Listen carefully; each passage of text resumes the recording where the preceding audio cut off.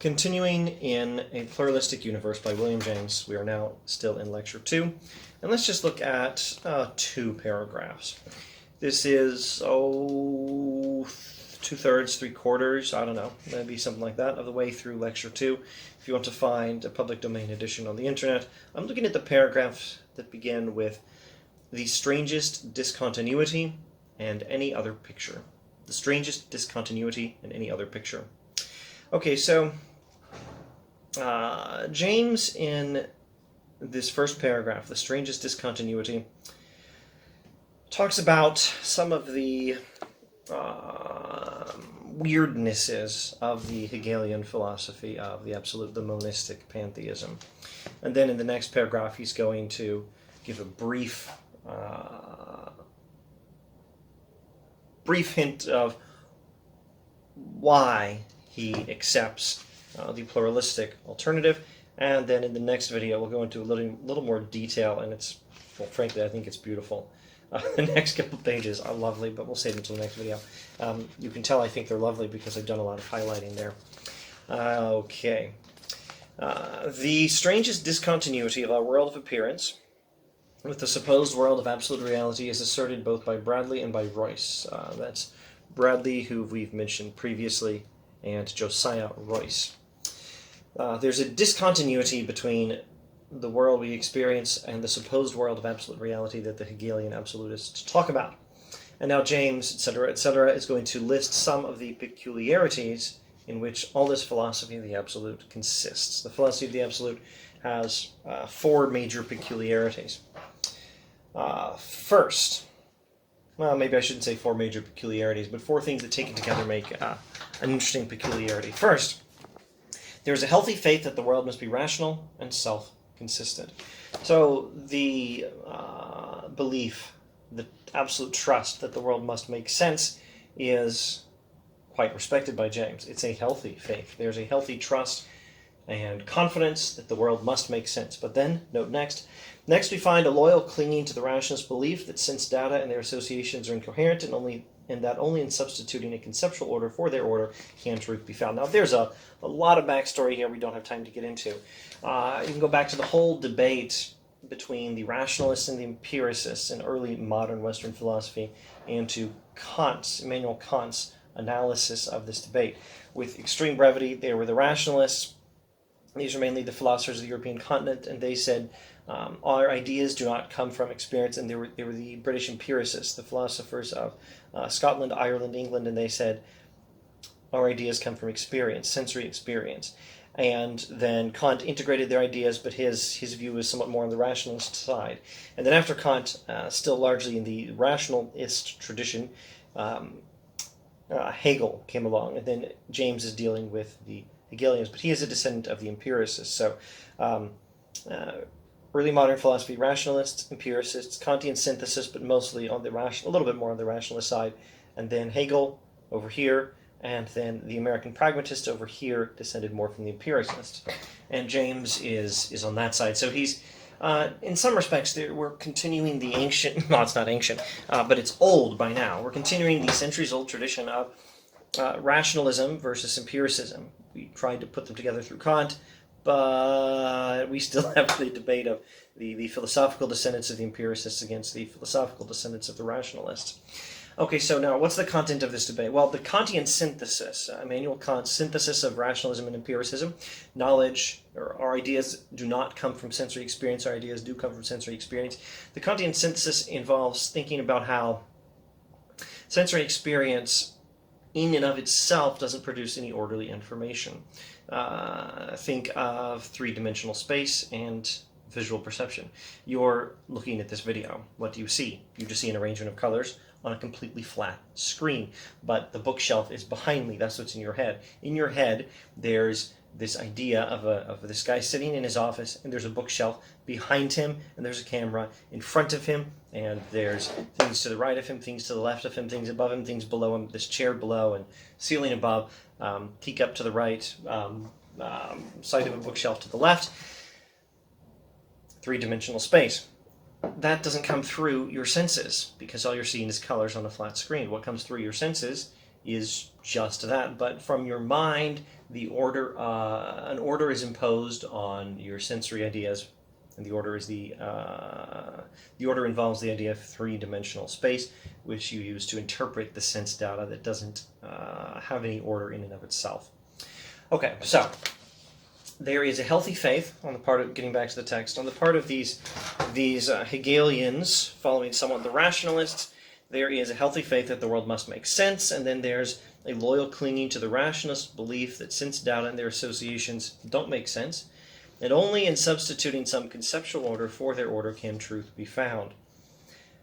Third, the substituted conceptions are treated intellectualistically, that is, as mutually exclusive and discontinuous, so that the first innocent continuity of the flow of sense experience is shouted forth without any higher conceptual continuity taking its place. So, the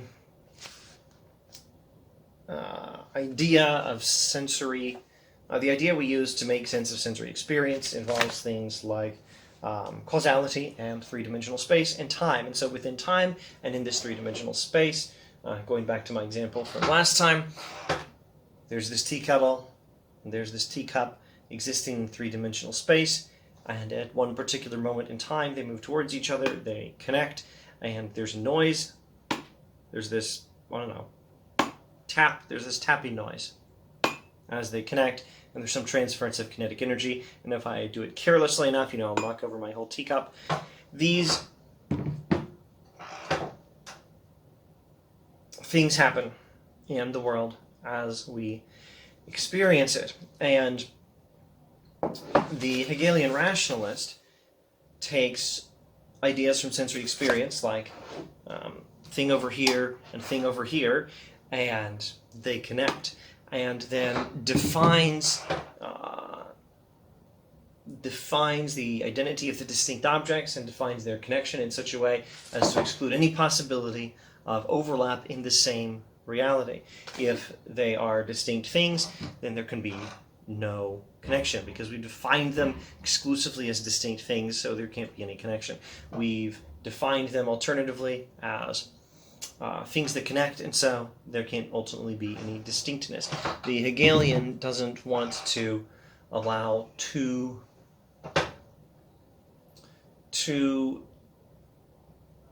different ideas to describe the same reality. Only one idea can describe the same reality. Let's see.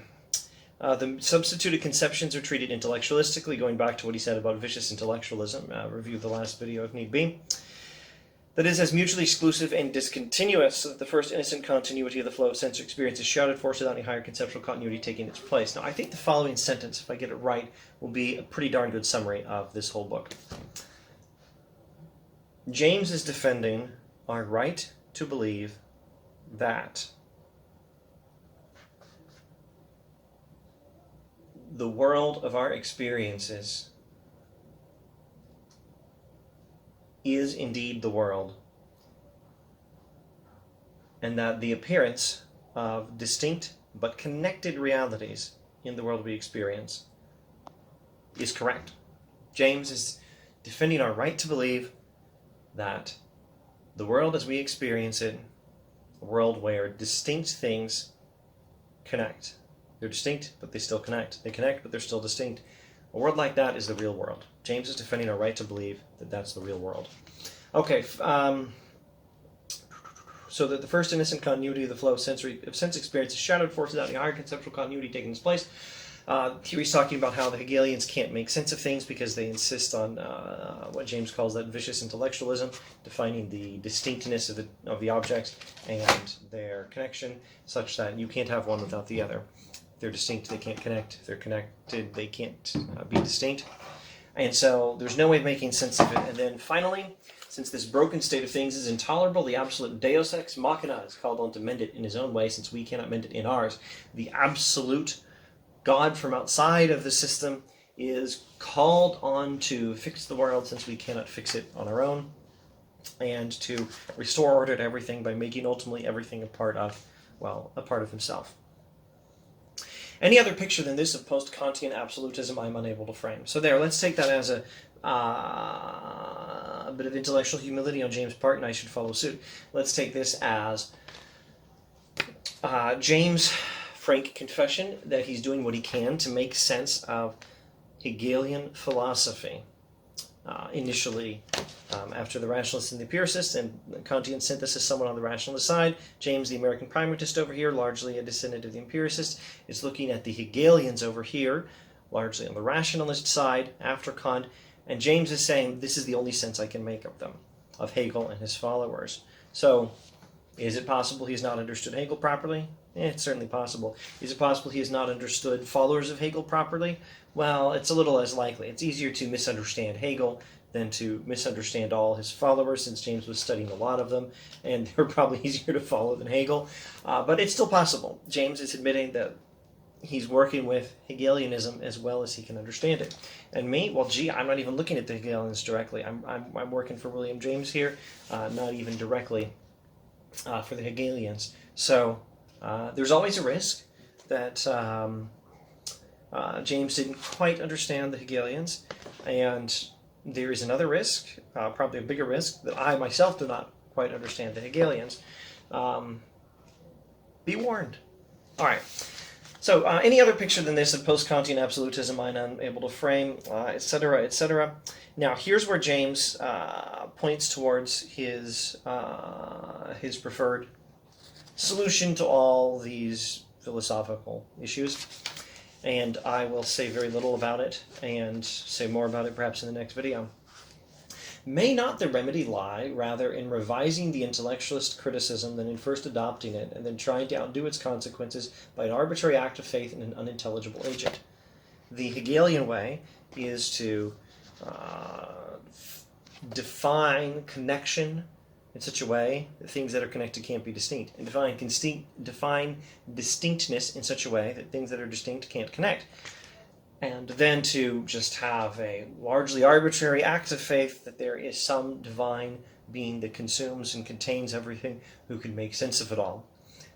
That's the absolute. That's God. That's the God that is the one that we all are. And James says, well, maybe the solution is to just not take that first step. We don't need to do that.